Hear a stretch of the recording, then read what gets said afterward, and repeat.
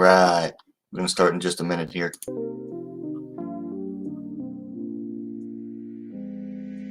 Starting a few minutes later than I normally would like to. I had to wake up from a nap. Tonight we're going to talk a little bit about Valentina Shevchenko and her tweets. Or one tweet. What was Shevchenko looking to do with this tweet? That's the big thing. Is she really calling out Amanda for this? Or does she have ulterior motives? I'm going to talk about Angela Lee. One of my favorite topics to talk about. Just how big is that girl? She's pretty big. For what she's supposed to be. We'll talk about that. Alright, we got someone in there. Alright, welcome back to WMMA Now with your host, Chuck Stevenson, and welcome to episode 133 of the WMMA Report. Regular show, we're going over everything going on in the women's division of mixed martial arts. News, results, upcoming fights, you name it. If I can find it, we're going to discuss it. Tonight, we are talking about Valentina Shevchenko's tweet after UFC 277. That was just this past Saturday. And we're going to dissect this a little bit. And then after that, we're going to talk about some recent pictures of Angela Lee looking as big or bigger than a flyweight. As big or bigger than a flyweight. And they advertise her as atomweight. And we're going to talk about that ridiculousness. But first, let's start where we always start. Excuse me. The weekend results.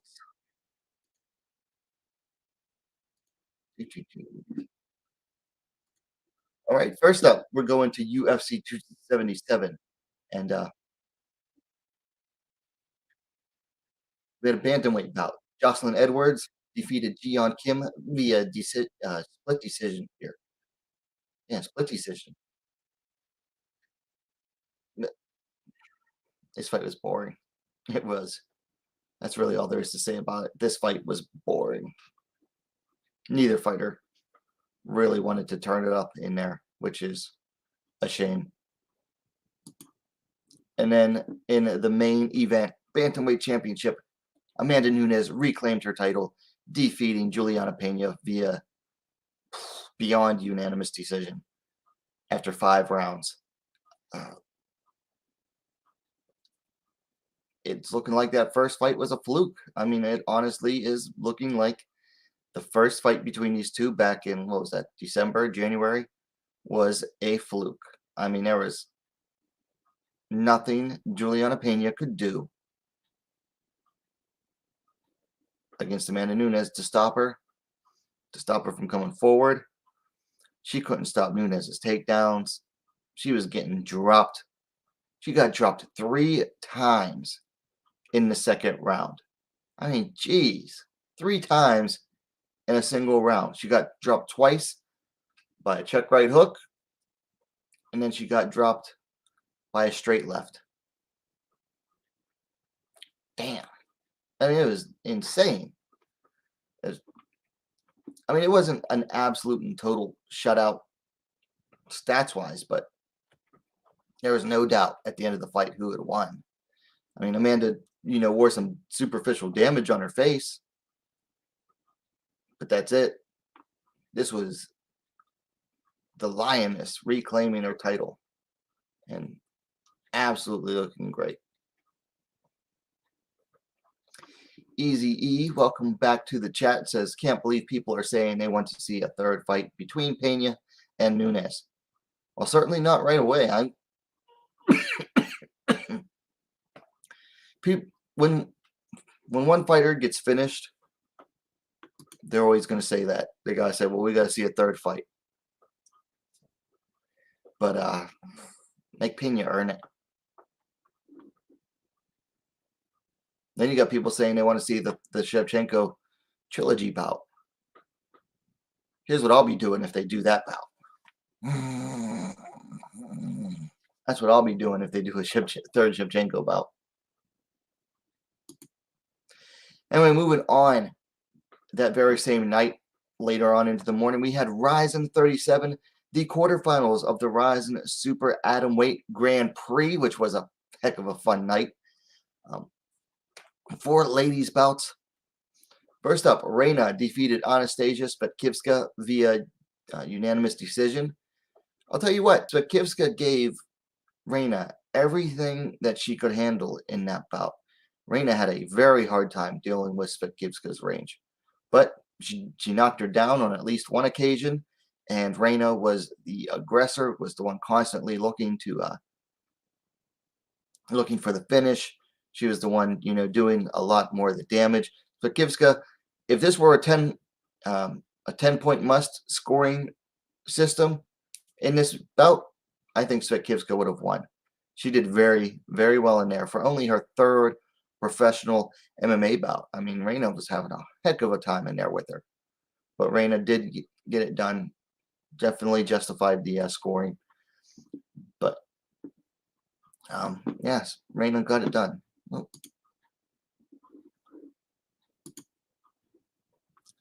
Then in the next tournament bout, Shiyu Park absolutely shut out Kana Asakura. I've watched this fight 3 times now. And Asakura barely gets any offense going in this fight. I mean, we talked about Nunes shutting out Pena. This was even worse.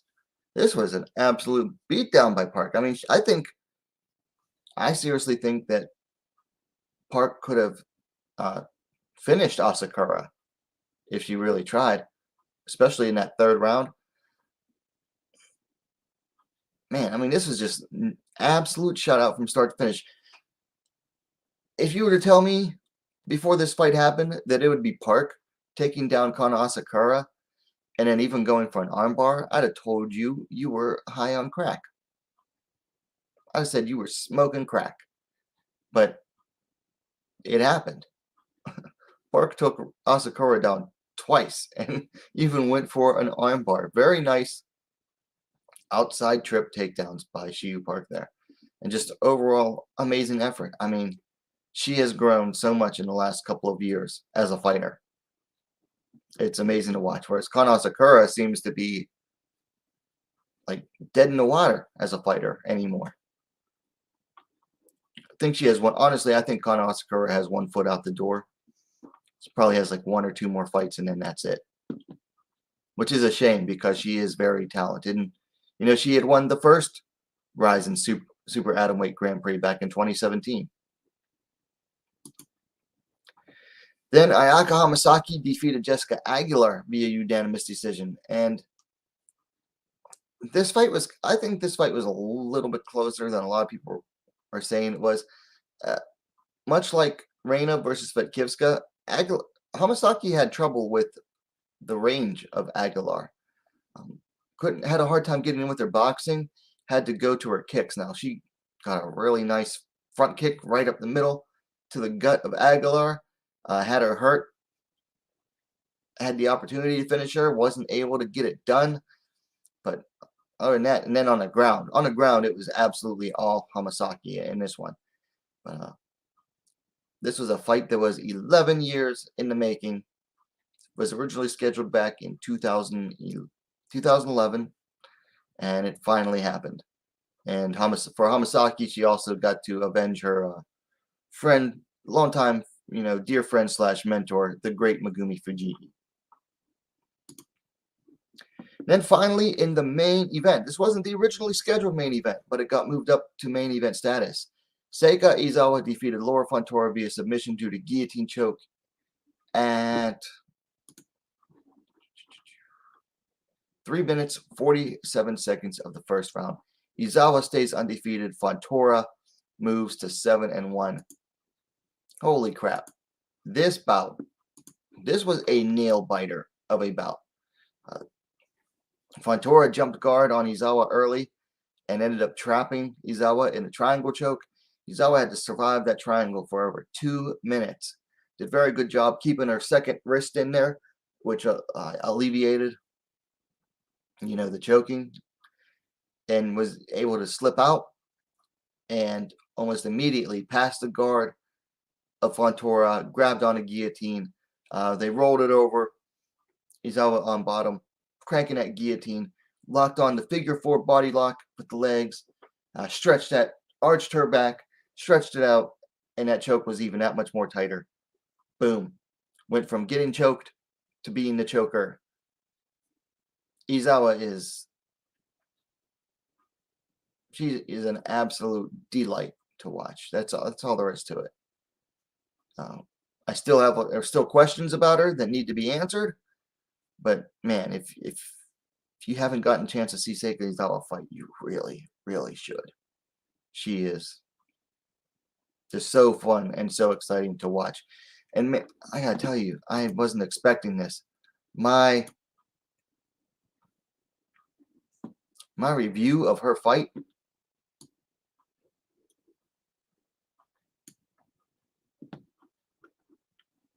gotta show you these numbers. So here you have Izawa submits Fontour. Look at the numbers for this one. Wait, let me refresh this. I haven't refreshed it in a while.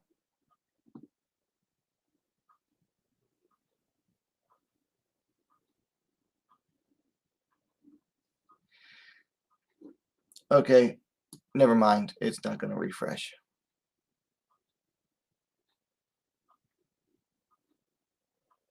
Oh, there we go.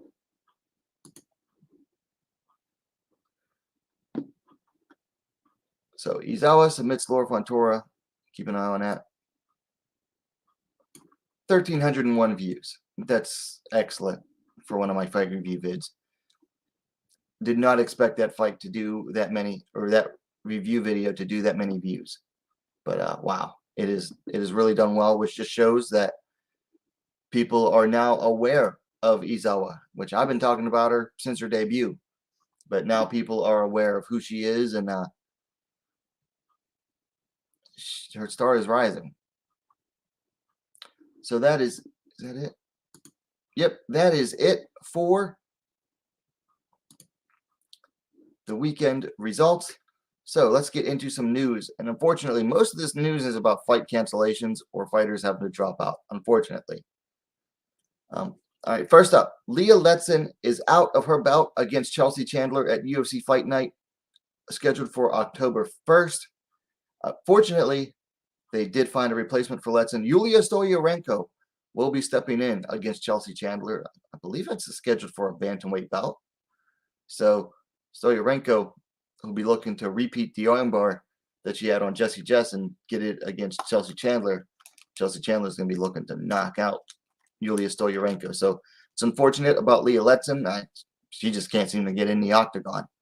But she'll be replaced by Yulia Stoyarenko. And then next up, sticking with bantamweight news, Aspen Ladd is out of her bout with Sarah McMahon, scheduled for next week, August 13th. She's tested positive for COVID. So no idea if doesn't look like a replacement's going to be found. And in fact, they actually moved a bout up that we'll talk about in a second to replace that one on next week's card. So Aspen Ladd's out. Looking like no replacement opponent for Sarah McMahon, unfortunately for her. And then Pancrase 329 is set to go down September 11th in Tokyo. That's a Sunday. They've added 3 ladies bouts. First up, we have a strawweight bout. The strawweight queen of Pancrase, Karen, taking on Momoka Hosuyama in a non-title bout for some reason. And then at strawweight, we have Emi Fujino taking on Song Hye-yoon in an absolute squash match, which is very, very on brand for Emi Fujino. Fujino has something like 30 fights to her name. And Song Hye-yoon has 1 fight. And it was a loss last year. JMMA matchmaking for you, baby. That's all I can say about that. JMMA, baby. And then an atomweight bout, Sayako Fujita returns for the first time in since 2019, I think, to take on Yoki Harada. So three ladies bouts for Pancrase 329 on September 11th. And then next up we have a flyweight bout scheduled for UFC Fight Night, scheduled for December 3rd. Location to be announced, probably the Apex. But Tracy Cortez is going to be taking on Amanda Nunes. Now, Cortez is currently ranked 14th at flyweight, and Amanda Nunes is not ranked, hoping to get ranked with this bout. But she is currently, I think, ranked number 10 at strawweight. And then the UFC strawweight bout between Angela Hill and Lupita Godinez has been moved up from October 15th to next week, August 13th. So that bout got moved up literally 2 months. I'll tell you what, Angela Hill and Lupita Godinez are insane. I love it. I love how insane those ladies are. They just don't care. They will fight anytime, anywhere, anyone. I love it. Unfortunately, it sucks because, that fight's, their originally scheduled date is like right near my birthday, and now that fight's off of that. So that kind of sucks for me. But we get to watch it 2 months ahead, so I can't complain. And then UFC Fight Night, September 17th. Jillian Robertson was supposed to be facing Melissa Gatto. Melissa Gatto is out, and she will now be taking on Maria Agapova. Agapova was supposed to be the one facing Jeon Kim this past weekend. Had to drop out, but now she's on for September against Jillian Robertson. That should be a fun one. That should be a very fun bout. Easy E in the chat says, man, Angela Hill sure can't catch a break in fights these days. I think she'll be a very stiff test for Lupi Godinez, honestly. I mean, if Lupi can get past Angela, it means she's going to go places. Angela is like very definition of like a gatekeeper type of fighter. So if you can get past Angela Hill, your chances are you have a future in the top 10. And then some more unfortunate news regarding next weekend.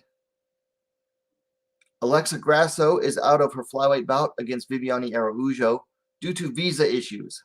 I don't know what to say about that.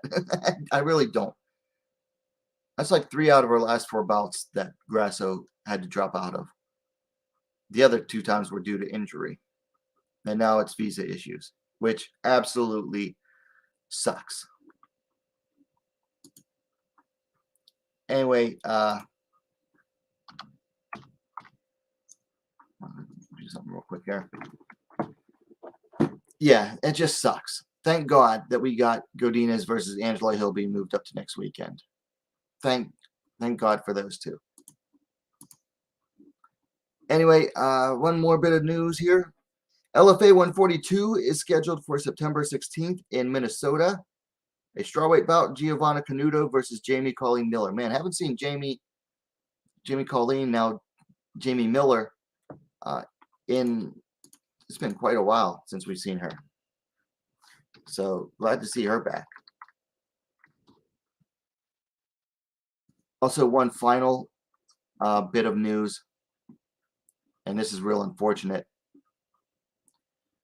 If you've been following since last weekend on the weekend recap stream I did on Monday night, was talking about this, but so Amber, Invicta veteran and former atomweight title challenger Amber Brown, her daughter was in a coma since like Thursday or Friday, fell into a coma and had like multiple complications since then. Unfortunately, her daughter Malia has passed away. which is sad. That's beyond sad.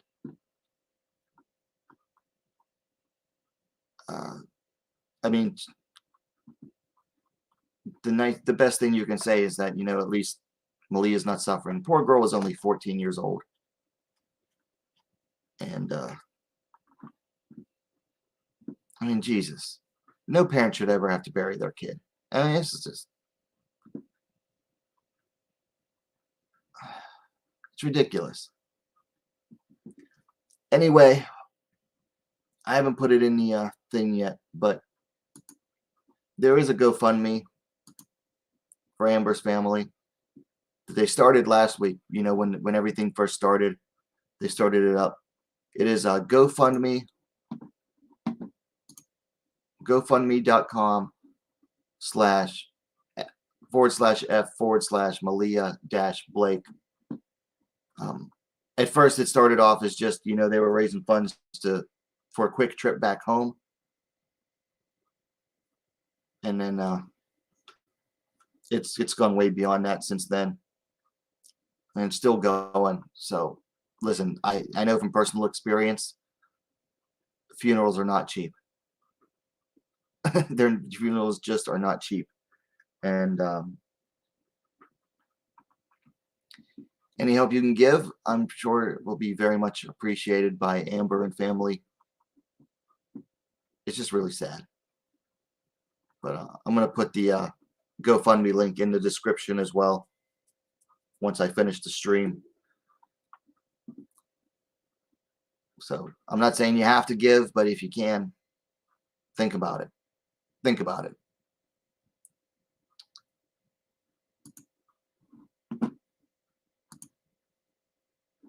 What's next? Oh. So anyway, that's the news for this weekend. So let's talk rankings updates here real quick. All right, first up, at strawweight, Nina Nunes moved down one spot. She was tied at number 8 with Amanda Lemos, which now puts Lemos firmly at number 8, and Nunes moves down to number 9. So no big deal there. And at flyweight, hold on, let me turn that banner off. At flyweight, Molly McCann is now ranked. I think she has 4 straight wins. Surprise there. They put her in at number 15.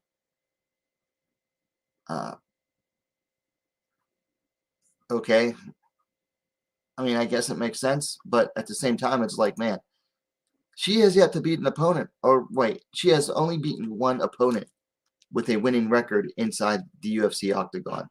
That was Luana Carolina. Every other fighter she's beaten in the UFC already had a losing record inside the UFC.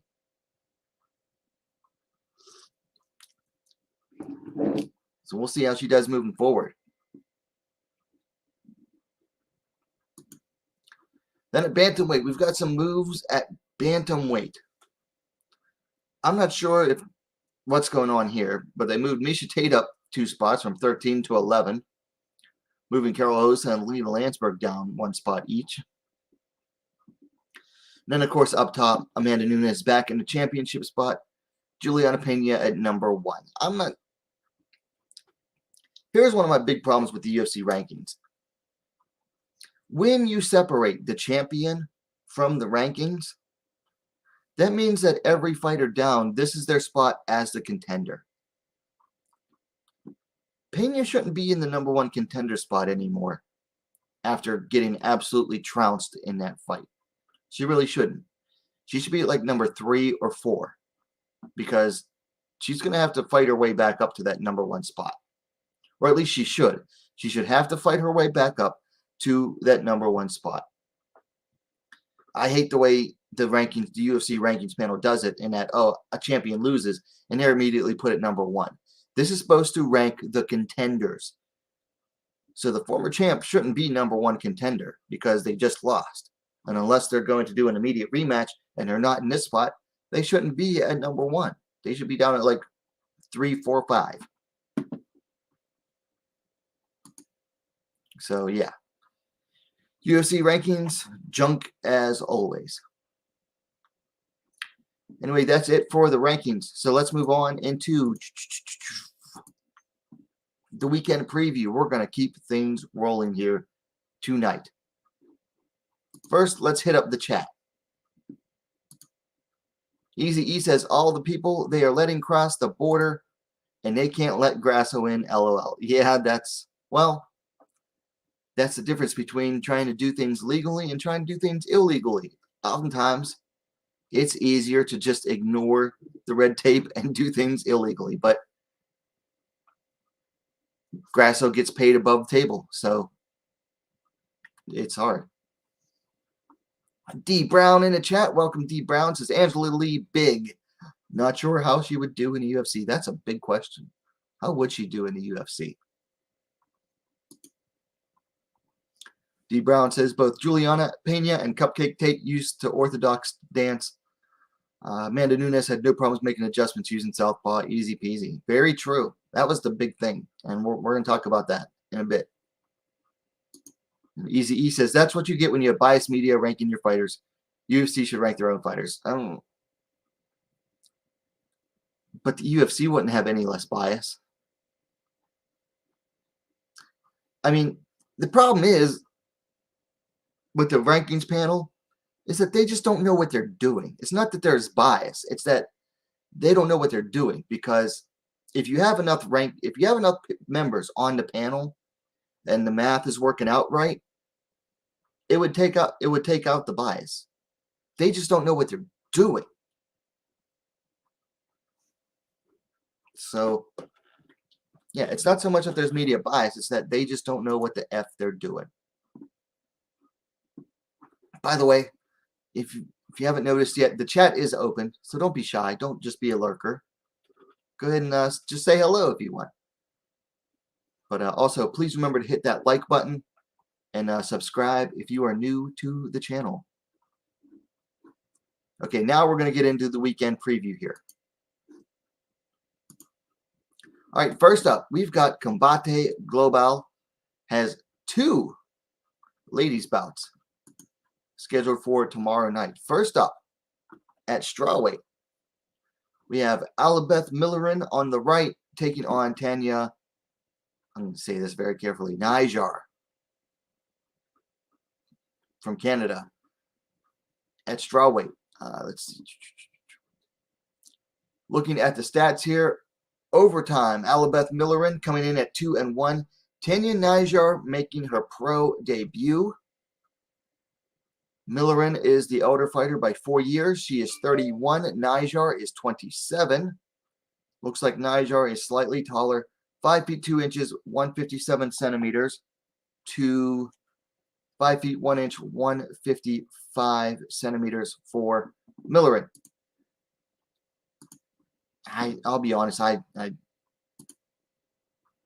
gotta be honest, I don't know anything about either of these two. I mean, I follow Millerin on Instagram, but I haven't seen any of her fights, and Nijar's making her pro debut.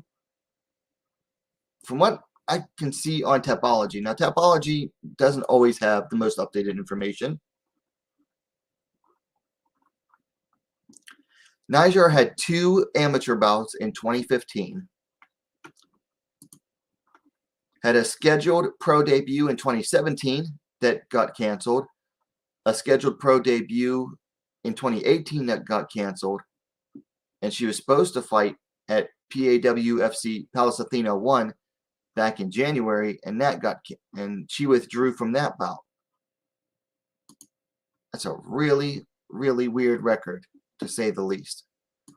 We'll see. That's on the prelims tomorrow night. You can watch Combate Global in English on the Paramount Plus app if you have it. You can watch it in Spanish on TUDN and what's the other channel? Univision. That's, of course, if you're in the U.S. And then also at strawweight, and oh, by the way, Nijar missed weight. She weighed in at like 119.5. So make of that what you will. But also at strawweight, we have Claudia Diaz taking on Andrea Amaro. Amaro is the 4th ranked strawweight, and Diaz is like number 9 in combate. So, anyway, Diaz coming in with a stellar record of 1-4. Amaro coming in at 2-2. So, not hugely better.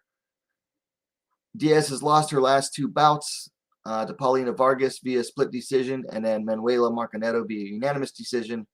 The most recent one was 3 months ago. Andrea Amaro last fought 3 months ago, defeating Carolyn Cordoba via TKO. Before that, she had 2 straight losses. Let's see. No age available for Amaro. Diaz is 27. Looks like Diaz is going to have the height advantage, 5 feet 4 inches, 163 centimeters, to 5 feet 1 inches, 155 centimeters for Amaro. I'm going to take the risk here. I'm going to take Diaz to win. Her career started out slow. Hasn't been doing so well, but she at least has been active. Amaro has only fought once in the last 3 years. So, we shall see. But I'm going to take Diaz to win. And if she loses this one, I'll probably never pick her to win again. But I'm going to take the risk and take Claudia Diaz to win this one. Lord help me. Okay, so then we have UFC Fight Night, Santos versus Hill on Saturday night. We have 4, count it, 4 ladies bouts going on. First up, I have these out of order. First up, we have a bantamweight bout. Myra Bueno Silva taking on Stephanie Edgar in the bantamweight division. Chitara coming in at 8-2-1. Edgar coming in at 7-2. Bueno Silva coming in off a win in her bantamweight debut 3 months back against Yanan Wu. Before that, she had a loss to Manon Fiorot at Flyweight 9 months ago. Edgar riding 2 straight wins since her failed UFC debut. But she defeated Shanna Young via TKO 8 months ago. And then she submitted Jessica Rose Clark via armbar 3 months ago. Let's see. Edgar is the elder fighter, 33-30. They are the same height, 5 feet 6 inches, 168 centimeters. But Edgar has the reach advantage here, 68 inches, 173 centimeters to 66.5 inches, 169 centimeters. I'm taking Edgar to win this one. She's consistent. She's consistent as a fighter. Bueno Silva,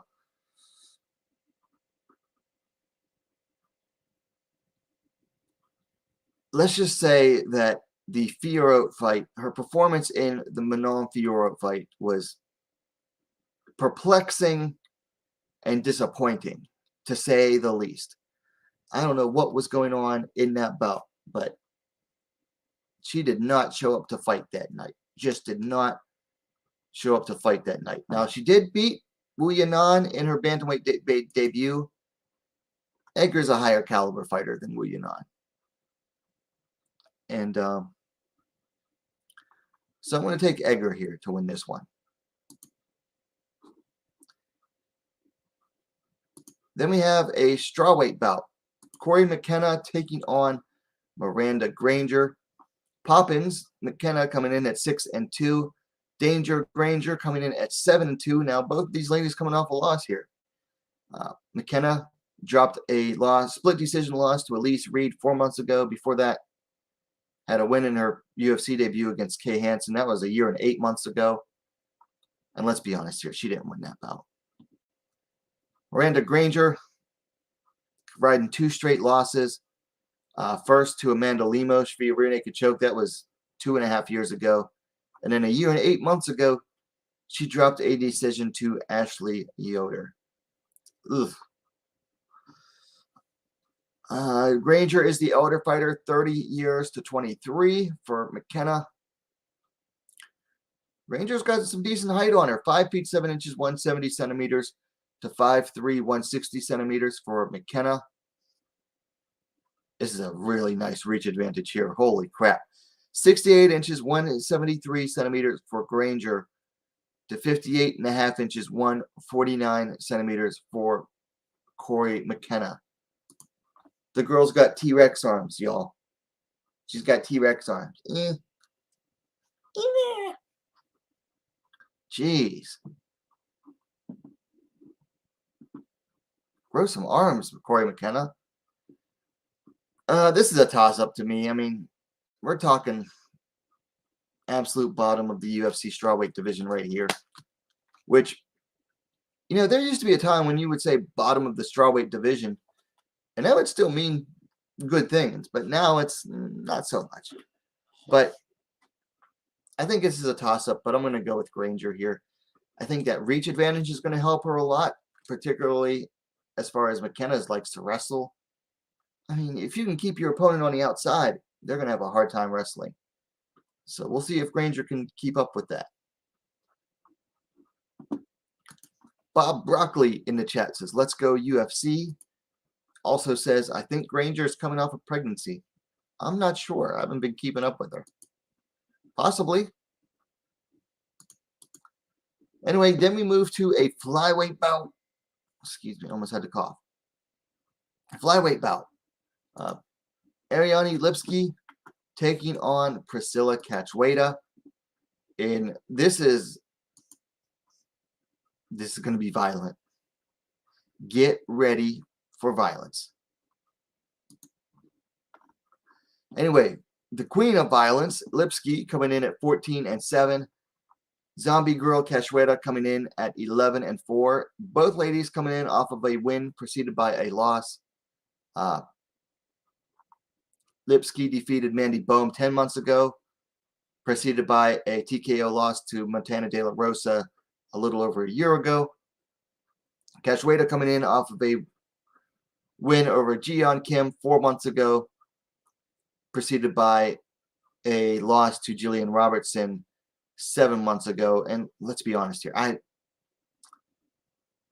Cachoeira scraped by in that win over Jeon Kim. Absolutely scraped by. Anyway, Cachoeira is the elder fighter, 33-28 for Lipski. She'll be 1 inch taller, 5 feet 7 inches, 170 centimeters to 5 feet 6 inches, 168 centimeters for Lipski.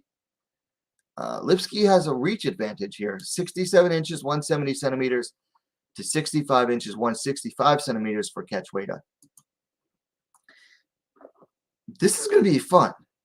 As I was saying, this is going to be violent. I heard a descriptor of these two ladies earlier from the MMA Vivisection podcast over on Bloody Elbows YouTube. These two ladies have more than their fair share of the violent quotient of what it takes to be a good fighter. They have more than their fair share of the violent quotient, but not a whole lot else, which really leads to some fun fights between these two. The big key here, okay, Lipski cannot, I mean absolutely cannot just stand in front of Cachoeira and trade with her. And I think she's smart enough to know that. I think she is. I can definitely see Lipski possibly going for the takedown here. She's definitely better on the ground than Cachoeira. So I think there will be some standing and trading here. And then I think eventually Lipski's going to take Cachoeira down and either work the ground and pound or work for submissions. So I'm going to go with Ariane Lipski here to win this one. Bob Broccoli says former title challenger Zombie Girl fought Shevchenko in Mario Yamasaki's last bout as a ref. So that was a non-title bout. That was Shevchenko's only non-title bout as a flyweight. But yeah, so Mario Yamasaki, I believe he is back refereeing, just nowhere for the UFC. And then finally on this card, the Ultimate Fighter 30 finals for the flyweight division. Juliana Miller taking on Brogan Walker, or Brogan Walker taking on Juliana Miller. Not super excited about either of these. Let's see. Brogan the Bear coming in at 7-2. Killer Miller coming in at 2-1. Both are coming on off of 2 wins on the Ultimate Fighter. However, on their official pro records, Miller's coming in off of a loss to Claire Guthrie a year and a half ago. Walker's coming in off of a win over Emily King 10 months ago. Walker is the elder fighter, 33-26 for Miller, so Miller definitely has youth on her side.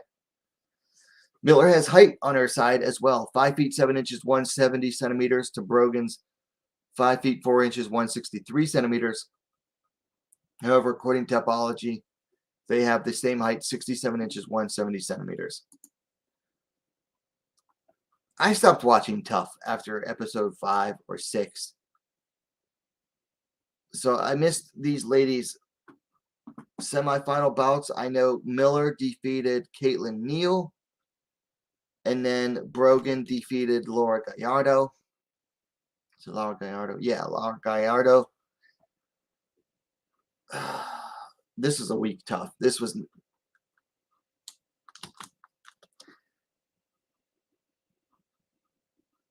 I feel... how do I say this? There's definitely better flyweights out there than what we got on the Ultimate Fighter, which is the Ultimate Fighter's biggest problem. You're not necessarily getting the best fighters on it anymore. I mean, both these two have potential. They certainly have potential. It's just a matter of living up to it. And it's like, once you get to the UFC, I mean, you're coming to the UFC 2-1 as a pro. It's not going to get any easier for Juliana Miller. It's not going to get any easier for Brogan Walker either. I'm taking Brogan to win.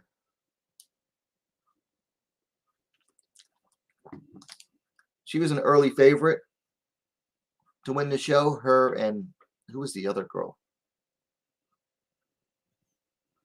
Can't remember her name. But yeah, Brogan was one of my early favorites to win. I'm taking her to win. Miller looks good so far for a fighter with only 3 pro fights, but I think Brogan Walker is just all around better fighter.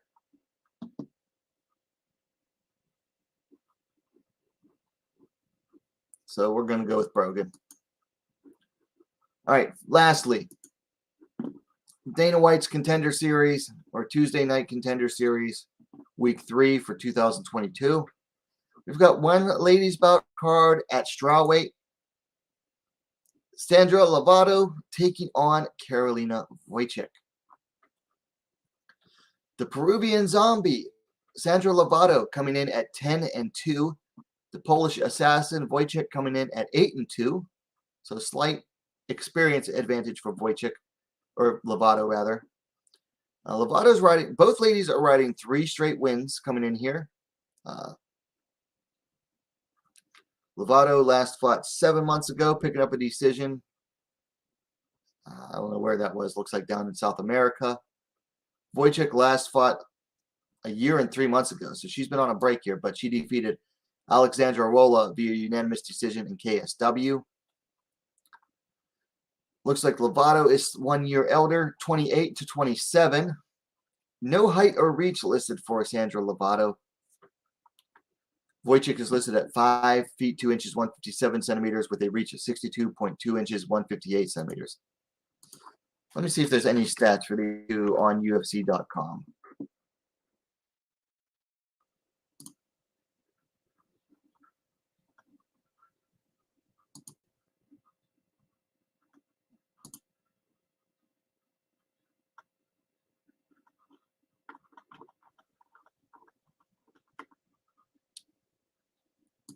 Let me see. Nothing. Okay, nothing. Nothing I can find anyway. I've been watching Wojcik for a few years now, and I like what I see from her. I'll tell you what, she is fun to watch. She is a little pit bull inside the cage. She is very aggressive. She likes to come forward. She is scrappy. Not a finisher, unfortunately. She only has Her only finishes were in her first 2 fights back in 2018. She does lost to Cheyenne Blissmas back in 2018 via split decision. But she's been beating some good opposition lately. Her last 3 wins, you look at them: Maria Ribeiro 5-2, Sylvia Juskovic 9-5, a lot very experienced, and then Alexandra Rolla 3-1. So she's been beating some decent competition. Sandra Lovato, I haven't really watched. You look at the strength of opponents she's been fighting lately. Her last opponent was 0-1. Her opponent before that was 3-0-1, which ain't bad, and then 4-2, which is decent. But still, when you're 7-2 and you're taking on someone who's 4-2, that's not a great look. I'm gonna go with Wojcik. I gotta go with the fighter I know over the fighter that I don't. And strength of schedule matters, in my opinion. So I gotta go with Wojcik. So that's it for the weekend preview. What do we got in the chat? Easy E says, I don't see either of the tough finalists making waves at flyweight. UFC is going to have to bring in a lot of cans to make them look good. Well, that's usually what happens with tough winners and contender series winners. They get fed, like the bottom of the barrel until they put together a win streak.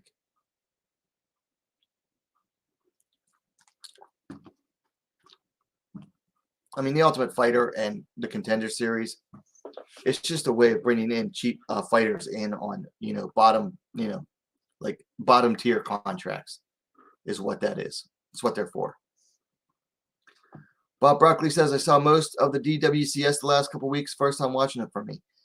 They're usually fun fights. They're just not like super high quality. And honestly, particularly in the men, the quality has gone down since the first couple of seasons. And I think it's because they just signed too many fighters. Like, they signed way too many fighters off of that show. They do. And the fact that, they finally brought it back down to only like 1 season, which is good. I think the one year they had like 2 seasons in 1 year. And it's like, the regional scene can't build up prospects if you bringing in all of them and signing all of them. It's like, it takes time for prospects to build and rebuild. I'm not a huge DWCS fan. The fights are fun and it's something to do on a Tuesday night, but the quality of them isn't very good.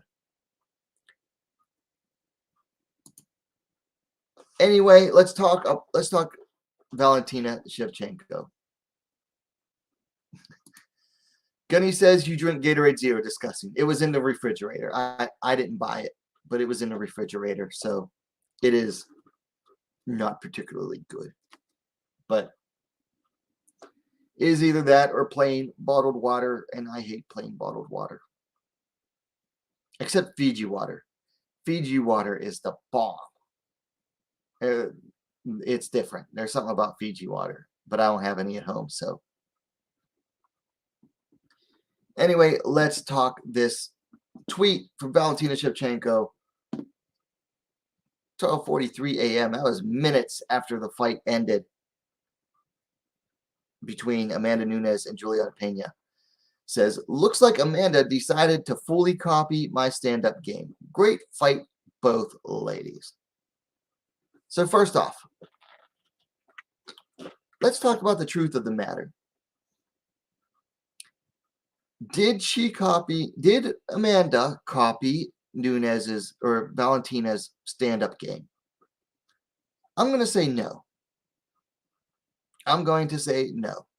Okay, mostly what people are referring to when they've been talking about this is the southpaw stance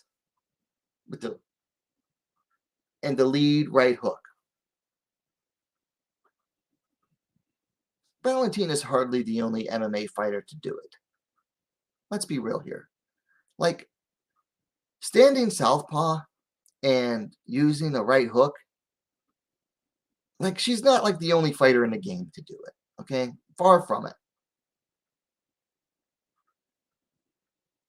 But also, a lot of fighters throughout history, after taking a loss, have come back and done some totally changed things in their camp. Okay, and usually switching your stance is one of them. Particularly, orthodox fighters will often switch to a southpaw stance for a fight, particularly if they think it will work against their opponent. Now, obviously, it worked against Juliana Pena, who would just come in swinging recklessly, and then Amanda hit that boop, right hook, just boop, and would drop her. At least, and if not drop her, at least stop her from coming in. So does Valentina do that in a lot of her fights? Yes. However, did she really do that against Juliana Pena? There wasn't a whole lot of outside fighting in when Shevchenko fought Pena. There really wasn't. Most of that fight was in the clinch. So Shevchenko really wasn't even able to stop Pena from getting the clinch, whereas Nunes was. There wasn't a single clinch in that fight that Nunes didn't allow or initiate. So, I mean, I guess you could say that Nunes copied Valentina in the pure sense that, yes, Valentina fights southpaw, and yes, Valentina uses the right hook a lot.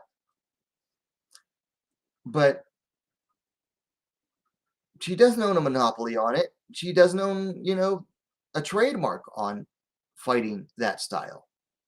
And she's far from the only fighter in MMA that does that. And again, a lot of fighters will switch up a stance after taking a loss. They will make major changes to their fighting style after a loss, particularly in a rematch. Because you got to remember, this was a rematch. Nunes lost the first fight. And what is one thing fighters that lose a fight often do coming into the rematch? Make major changes to the style.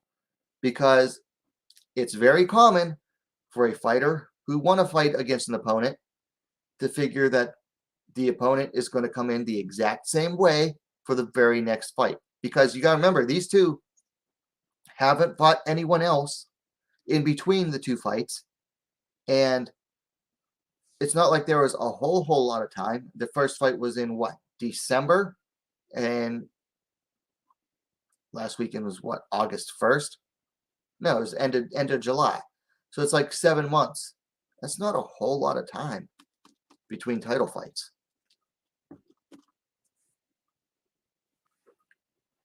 But fighters do tend to change things up in camps in order to get a win. It just happens. But you know who else Nunes reminded me of in that fight? And why I don't think she copied Shevchenko's style? For one thing, unlike Valentina, Nunes actually did come forward in that fight. And when she was coming forward, she was pressuring and looking to draw out strikes in order to counter.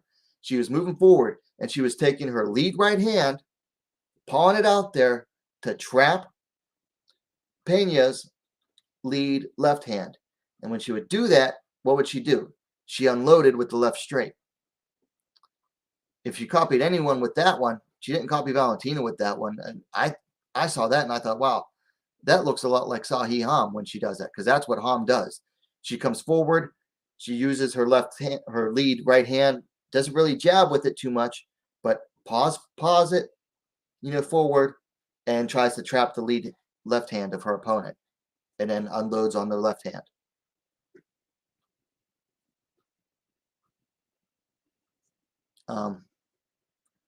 So did she copy Valentina? Did Nunes copy Shevchenko Not really. I mean, no, I don't think so. But does that really matter in context of this tweet? I don't think it does. Here's what Shevchenko's doing here. Okay. Do I think that Shevchenko is arrogant enough and full of herself enough to believe this? Yeah, yeah, definitely. I'm talking about a girl who likely farts into a glass and then smells it. That's how full of herself she is. She is very, very arrogant, is Valentina Shevchenko. But do I think she actually believes this? No. What she's doing is she's playing the game. She wants to headline a pay-per-view. The only chance she is going to get at headlining a pay-per-view is if she fights for the bantamweight title. She wanted to fight against Pena. If Pena would have won, she'd have said something to call out Pena. Nunes won. This is basically Valentina's way of stirring the pot, getting some interest drummed up for the trilogy fight, which I don't want it. I don't want to watch that. I don't want to be bored to death, and I certainly don't want to pay $75 to be bored to death. But there is some interest for that trilogy fight, particularly amongst the Shevchenko fans who just won't stop crying over the result of the second fight.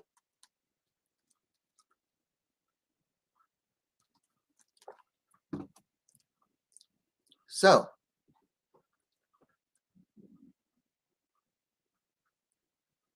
did Nunes copy Shevchenko? No. Did Shevchenko do a lot to drum up interest in a trilogy fight with this tweet? Oh, yeah. Heck yeah. That's really what it comes down to. She used this tweet to drum up interest, stir that pot, get the interest going in a possible trilogy fight. Because right now, everyone's talking about either a third Pena fight or a third Shevchenko fight. And nobody's even looking at like Ketlin Vieira or Irene Aldana, both of whom are already bantamweights. And those are the most two likely to face Nunes next at bantamweight. But no one's really talking about those two. They should be, but they're not. Instead, everyone's talking about either a Pena trilogy or a Shevchenko trilogy. So Shevchenko ends up getting a trilogy.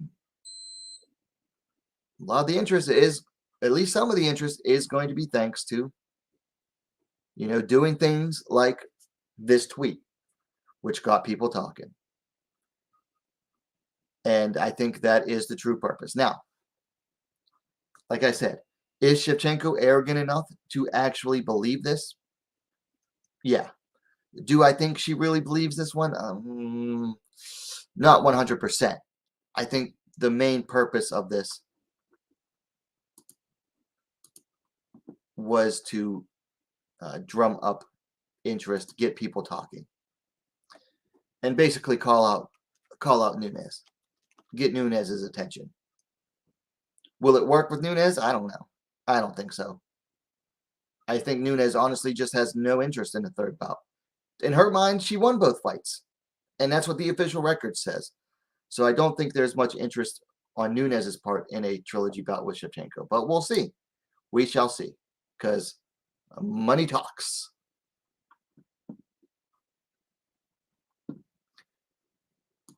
Gunny says, what the F did she copy? Well, allegedly the southpaw stance and the check right hook. Gunny says, she lucky, blinded, judges blind AF, else she would have lost to Santos rightfully while she talking about copying, referring to Valentina Shevchenko. By the way, Gunny, if I didn't say it earlier, welcome to the chat. Easy E says, if Nunes really copied Val's style, Juliana would have won again because Nunes would have been circling all night. Valentina, she seems to forget that she's a boring counter fighter. Nunes is not that. Okay. I can't fully disagree with that. I don't fully agree with that, but I certainly don't disagree with it either. And while we're at it, Valentina is so arrogant, and worse than that, she doesn't do a good job when she pretends she isn't.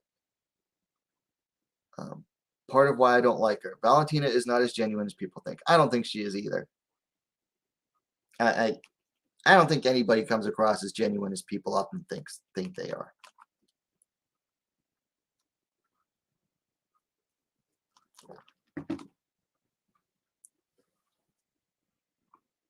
Bob Broccoli says, I'm watching PFL tomorrow. Well, PFL's on.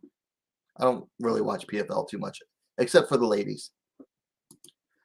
Easy E says, the Shevchenko fanboys were all over that tweet like flies on you know what. Oh, yeah. I mean, well, they're all over every one of her tweets.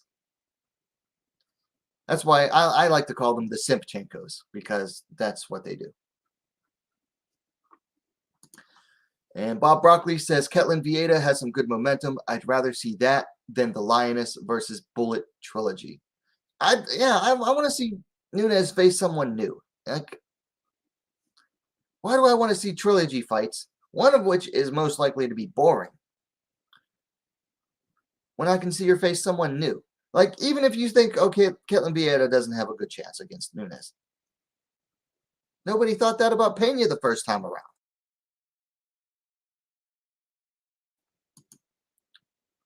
I'd rather see new opponents than the same fights over and over and over again. That's for darn sure. Anyway, final topic tonight. Just how big is Angela Lee? Well, she's pretty darn big for someone who's supposed to be an atom weight. Atom weight. Okay?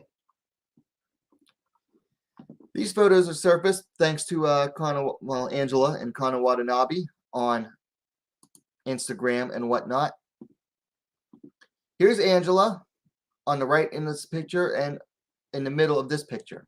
Okay, now Angela is the ONE Championship atomweight champ. And they call it atomweight because it is hydrated atomweight. Which means, in theory, if ONE Championship still allowed massive dehydration before weigh-ins, that she could theoretically be a true atomweight at 105. Bull. She might make 105 if she chops off a leg.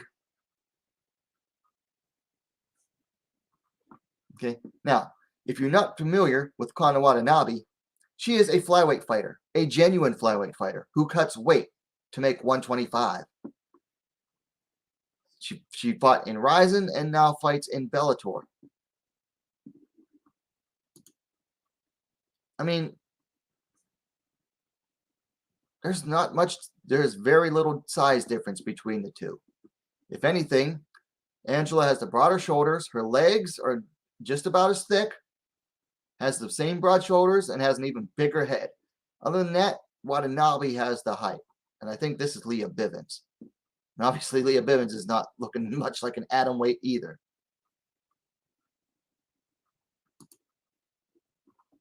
And here's the kicker.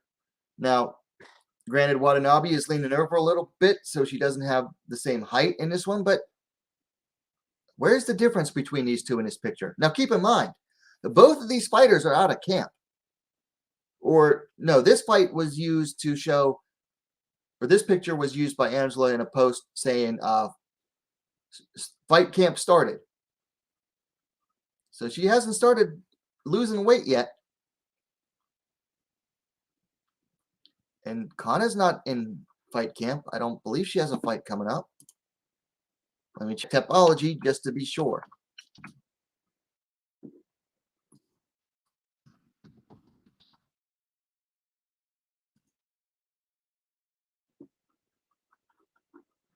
She does not have a fight coming up. She actually just fought in May. So Watanabe isn't cutting weight right now. So it's not like she's look super lean in these pictures. And she's not exactly a small flyweight either. She's 5'6", with a 66-inch reach. Her reach is actually longer, 1 centimeter longer than her height. So she's not exactly small for a flyweight. And we're supposed to believe these two are totally different weight classes when they're like the same size. If anything, Angela is looking, in this picture, Angela's looking the thicker of the two. Now, it could be the angle, but look, same broad shoulders, even bigger head on Angela. Man, that's she's got a massive dome. Massive dome on Angela. And the same broad shoulders. Hip to waist ratio looks about the same. And we're supposed to believe Angela, who looks the same size as Conor Watanabe outside of camp, and we're supposed to believe Angela makes 115 without dehydrating. And in theory, she could make 105 if she did dehydrate. Because that's the whole theory about ONE Championship's weight classes. The names are different because it is hydrated weight classes. So instead of being 105, the fighters are fight hydrated and fight at 115 at atom weight. Straw weight, instead of cutting weight to 115, they fight at a more natural weight of 125. And flyweight is 135, featherweight 140, or bantamweight 145, so on and so forth, all the way up to heavyweight. Come on. I'm supposed to really believe that Angela could make atom weight in theory. She is not an atom weight. Can we stop pretending that she is? She is a straw weight. And she's not even a small straw weight either. If she were in the UFC, she wouldn't be any smaller than the other straw weights in the UFC.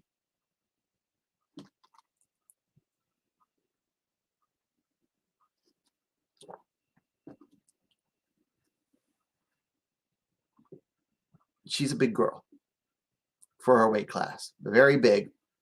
Usually has a size advantage. Yeah, and that's the thing too. Like, I've had people try to tell me, I can't remember if it was on Twitter, maybe it was on YouTube comments somewhere in one of my videos or somewhere else. People say, oh, she doesn't have a size advantage in her fights. They make the same weight. Okay, but are we going to pretend that she doesn't get special treatment? Are we going to pretend that Angela doesn't get special treatment? And let's remember, ONE Championship does not do anything through third-party checks and balances the way, like, say, UFC or Bellator or even Ryzen now does. ONE Championship is entirely self-regulated. And I'm not saying they're dirty, but I'm saying if they wanted to be dirty, they can get away with it because there's no third-party checks and balances on the system. Anyway, I made this picture a while back, but I tweeted it out last night over the discussions between these pictures of her and Conor Watanabe.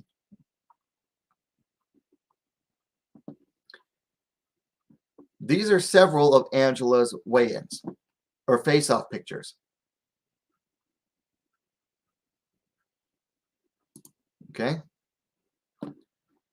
Here's her. I think this is the second fight against Mei Yamaguchi. No noticeable size difference. Here's the fight against Jenny Huan. Are you going to tell me these two fighters belong in the same weight class? Here she is against Stamp Fairtex. Pretty noticeable size difference. And then here's the fight against Seong Jin-nan. One of the two fights against Seong Jin-nan. How are they the same size when they're supposed to be a weight class apart? Seong is the champion, is the strawweight champion. And Angela is the atomweight champion.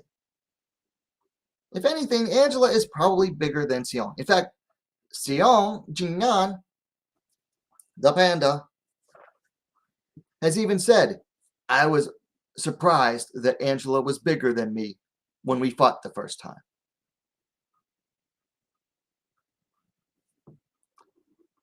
Can we stop pretending that Angela Lee is an atomweight? Can we? So again, actually, let me leave that up there. Also, notice that Angela looks, the big difference between these two. We're supposed to pretend that she's not dehydrating leading up to her fights. But look how full she is here. Granted, she hasn't started, dropping weight yet. You can drop weight without cutting water weight. Everybody knows that. And every fighter does it leading up to their fight. But there's a big difference between full-faced Angela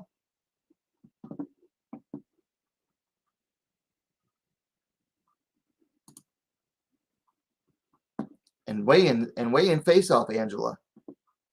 She's looking significantly more drained and looking dehydrated in these pictures.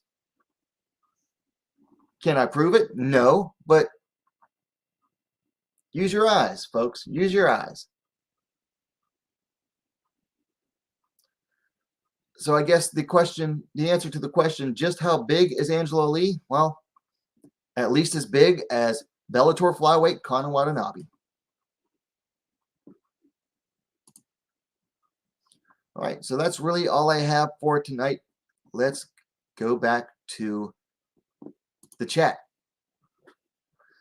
Easy E says, and the thing is, ONE prides itself on their fighters not cutting weight. If that was really the case, Angela Lee would not be a good spokesperson for them. No, she wouldn't.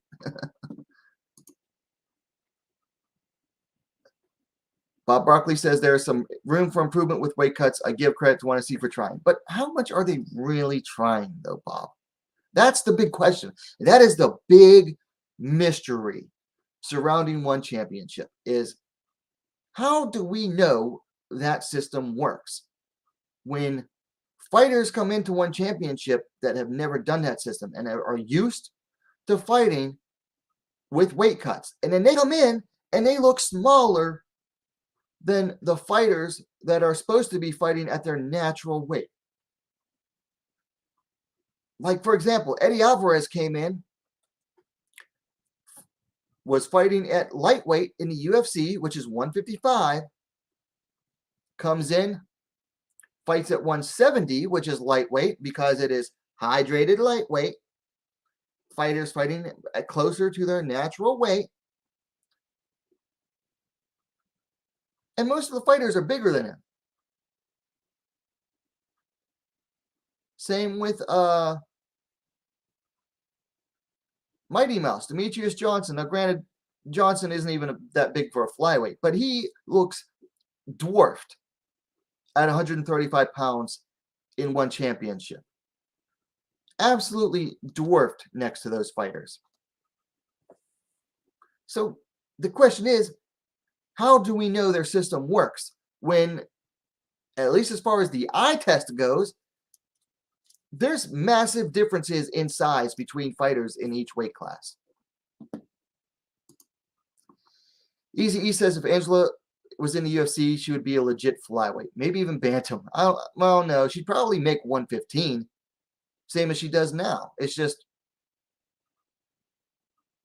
she would make it the same way everyone else makes strawweight, and she wouldn't look any bigger because she's not an atom weight.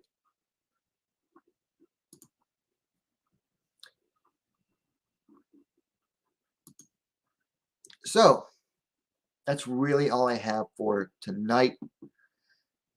Anybody else got anything in the chat before we go? So we got Combate Global tomorrow night, got the UFC Saturday night, and we have Dana White's Contender Series on Tuesday.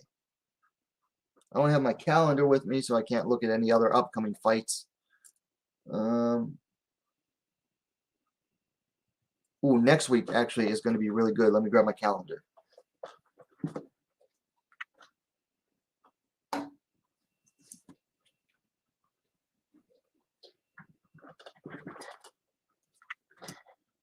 Well, I don't know about really good, but it's going to be better than this weekend. So next week,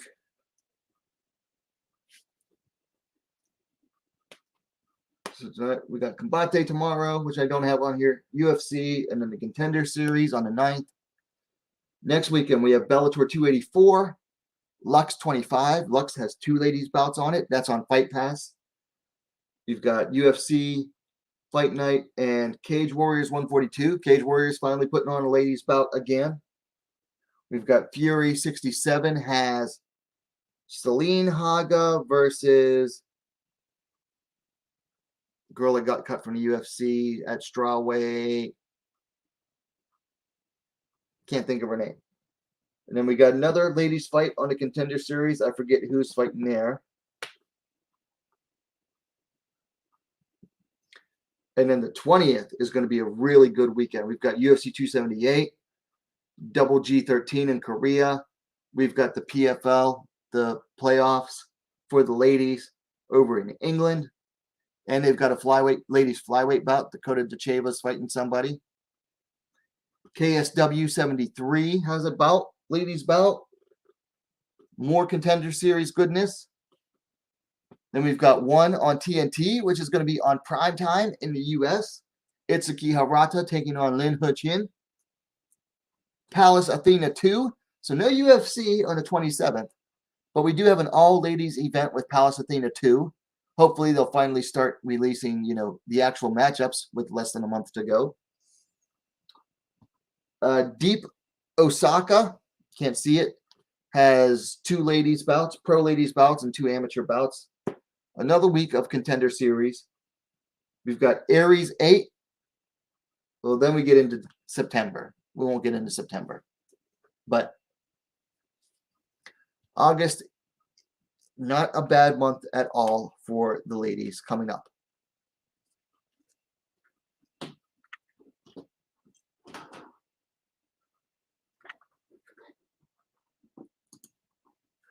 So pretty exciting month. I'm looking forward to August. Some good action. Bob Broccoli says, thanks. Oh, Combate Global 2 sounds good. Yeah, listen, Combate doesn't have the highest quality of fighters, but their matchmaking is very well done. Good to see more people in chat. This channel really needs to keep growing because you have good content. Well, thank you, Easy. Yeah, I am always excited to have more people in the chat. That's the big thing. I got to find ways to encourage more viewer interaction. I got to figure out how to encourage more viewer interaction. And that's the thing. I implore people at the end of my recorded videos, I implore people, let me know your thoughts in the comments. I don't know, but people don't always do that. And then every live stream, what am I saying? Please hit that like button. It draws more people to the stream through the algorithm. It gets the YouTube algorithm's attention. And then I say, listen, the chat is open. Feel free to say something. So, I mean, you can lead the horse to the water, but you can't make them drink.